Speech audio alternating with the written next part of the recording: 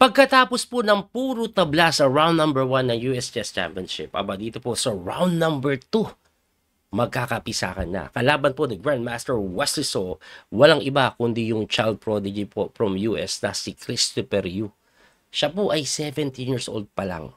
Sobrang tindi na nito. Last year na US Championship, pinagtatalo niya yung mga malalakas na player dun eh. Tingnan natin kung makakasabay siya kay Grandmaster Wesley So. Sa pagkakataong ito, no, puti po si Wesley.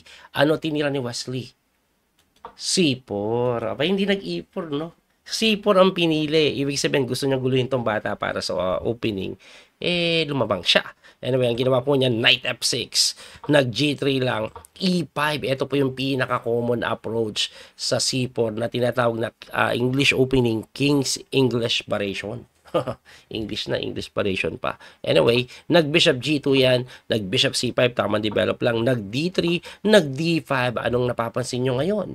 Parang reverse Sicilian. So, pagka-takes po, kinapture, and then Knight C3, takes, ayan o. Reverse Sicilian yan. Na dragon po ang tinira ni Wesley. Kinaslingan po yan and then sinagot po ng Knight F3 develop. Tapos dito, tumira ng number 1 engine move. Ito po si Christopher Yu. In-E4 lang. Pero yung E4 niya na yan, pinag-isipan niya ng may katagalan. Mga 3 minuto. Kung titingnan niyo si Wesley, mabilis eh. No? Si Christopher Yu, ayan, no? Behind na po siya ng halos o lagpas po ng 6 na minuto. So, tingnan niyo po, ang ginawa po niyan, kinapture, tinakes, at ang ending, 1 pawn down ang item.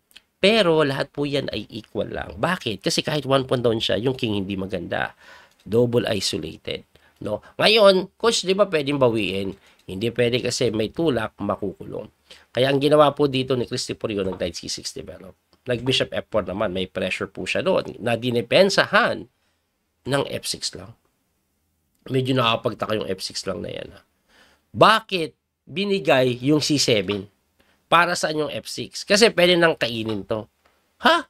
Di ba may ganun? Wala na. Wala na yung bishop libre na. Okay? Yun po yun. Kaya ang tinira is H4. Ay, bakit naman nag-H4 si Wesley? Bukod po kasi sa idea, no, na pwede nang kainin to pag in-capture yun. Kung hindi man kumapture, later on, titirahan na gano'n, mapipilitan ka, makakain pa rin. Okay? Though equal po ang exchange sa mangyayari doon, magiging double isolated to. So, kaya in H4 ni Wesley, sinagot ang Bishop D7 development, nag-E3 lang. Pagka E3, nag-Bishop B6, dinipensahan na, kasi kakainin na po, na tinirahan lang ng King E2. Pagka King E2, nag-Bishop G4. Ibalik ko lang, no, for some reason, hindi pa daw ito gano'ng kaganda. Ang maganda daw ito. No?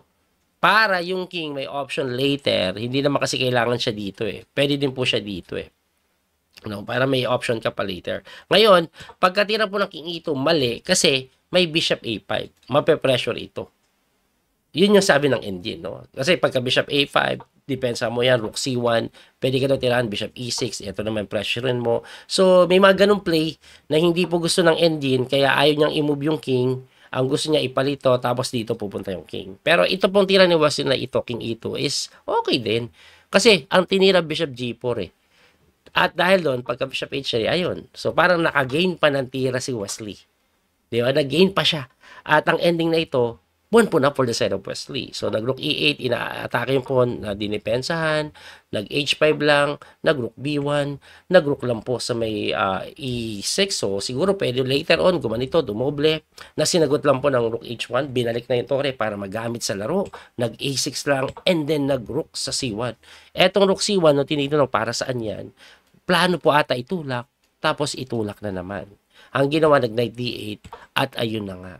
Dinipensahan ng rook C6, no? Kaya pala umatras yung kabayo. Para maka-rook C6, hindi ka makapag C5, may capture. Pero ang ginawa ni Wesley, nag-E5 naman. Ayun. Kasi nawala yung tore dito, pwede niya nang ipalit ito, kapalit dito. Mawawala yung double pawn. Ang ginawa, nag-rook E8, ayan na nga po ang nangyari. So, malinis na 1 pawn up si Wesley. Pagdating sa oras, lamang yung kalaban, malaki. 20 minutes halos. Pero, position better for Wesley So. So, ang ginawa po niya, nag-king move lang si West, inactivate yung king, nag-king move lang din, and then knight E4. Okay, yung knight E4 nakasuporta sa tulak. Kaya ang ginawa, in F5 para umalis yung kabayo. Of course, umalis nga yan. Nag-knight doon. Pero ang kagandahan, okay, nag-bishop po yan sa C5. Yung knight na yan, may takbo sa B3. So, pwede pa rin magawa ng paraan matulak. Kung hindi, pwedeng makain ito. Okay, so ang ginawa dyan, nag-B6 Para depensahan yung C5 na sinagot naman ng Rook T1. O, tumalon yung kabayo, talagang ina-activate na din, nag-Rook naman po. Doon sa may D5, hinihit po ito. Dinipensahan King G6. Pagka King G6, nag-Rook lang sa C1. Para saan yung Rook na yan sa C1? Ang akin pong nakikita, depensa dito. Kasi pwede po siyang umatras Tapos may threat dito. Ngayon, kahit umatras siya, walang silbi. Kasi depensado na to. O, diba? Kaya ang ginawa niyan, tinulak na lang yung A5. Ang pinakatema niya, itutulak ko pa isa yan. Mapilitan ka kumain. Ang ganda ng kabayo doon. Pwede pumasok dito. Something like that. Kaya ang ginawa, in A5 para hindi na mapalis yung kabayo. Umatras na rin yung bishop. Pagka-atras, nag-bishop lang sa E5.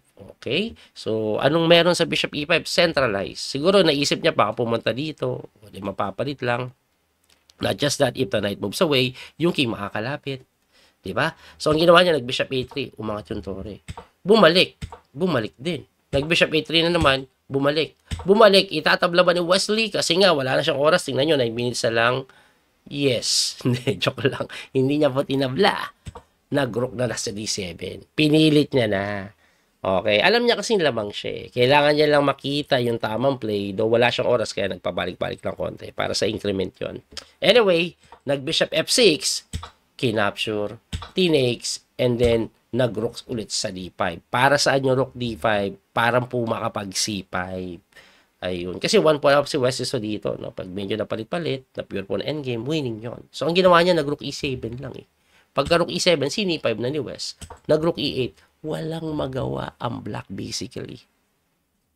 Kaya pabalik-balik na lang yan. Tapos, ang tingin kong plano niya, i-time attack niya si Wesley. Kasi 4 minutes na lang po si Wesley, move 39 pa lang. Though may increment yan on move 41. So, ang ginawa na nga po is nag-rook C1. Bakit? Hindi kasi matikman libre tore, ayan, dinipensahan.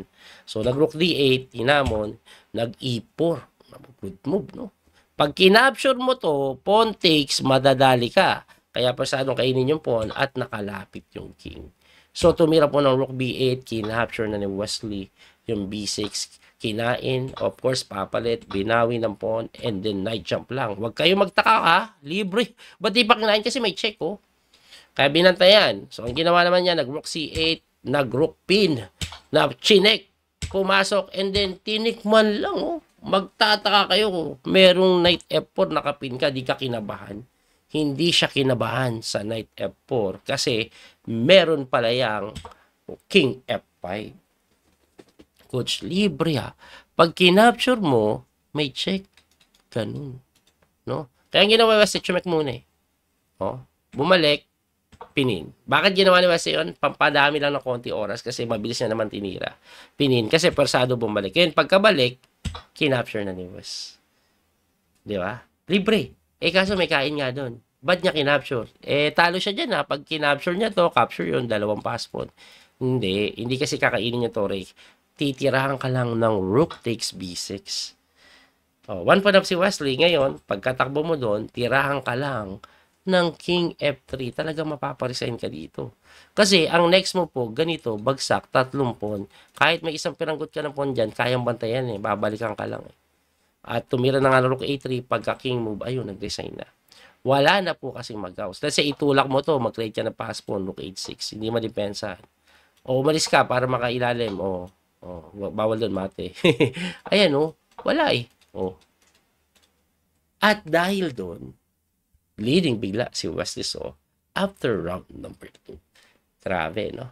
Anyway, round number 3, tapos na din po yun. Hindi lang ako nakagawa ng mga video dahil busy ako.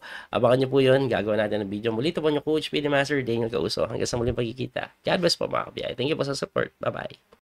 That little mouse, 'cause I'm an albatross.